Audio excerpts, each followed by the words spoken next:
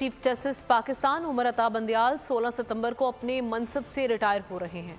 Justice Umar Ata Bandial ने एक साल 7 माह की मुद्दत के दौरान कई अहम फैसले दिए। उनके मुताबिक फैसलों को सराहा गया तो कई फैसलों में उन्हें हदफ तनकीद बनाया गया। 14 मई को इलेक्शन कराने के उनके फैसले पर अदम अमल दरामद भी कई सवालात को जन्म दे रहा है। इमरान वसीम की रिपोर्ट। चीफ जस्टिस पाकिस्तान उमर अता बंदियाल के 19 माह कई अहम फैसलों के हवाले से हमेशा याद रखे जाएंगे। चीफ जस्टिस उमर अता बंदियाल ने 7 अप्रैल को कासिम सूरी की तहरीक अदम एतमाद के खिलाफ रूलिंग को कलअदम करार दिया, जिस पर हुक्मरान जमात तहरीक इंसाफ ने तनकीद के निश्तर चलाए। चीफ जस्टिस पाकिस्तान ने आर्टिकल 63A की तशरीह के जरिए हमजा शहबाज को वज़ारत आला से हटाकर परवेज इलाही को वज़ीर आला पंजाब बनाया तो PDM जमातों ने इन्हें आड़े हाथों लिया।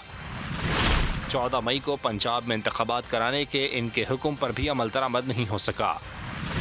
चीफ जस्टिस बंदियाल और हम ख्याल जजेस ने supreme court practice and procedural कानून 2023 को मुअत्तल किया। चीफ जस्टिस उमर अता बंदियाल पर जस्टिस कासी फायज ईसा और सरदार तारिक मसूद को नजरअंदाज करने पर सवालात उठे। चीफ जस्टिस उमर अता बंदियाल फौजी अदालतों के खिलाफ दरख्वास्तों पर भरपूर समातों के बावजूद मामला मुंतकी अंजाम तक न पहुँचा सके। इमरान वसीम, बोल न्यूज़, इस्लामाबाद।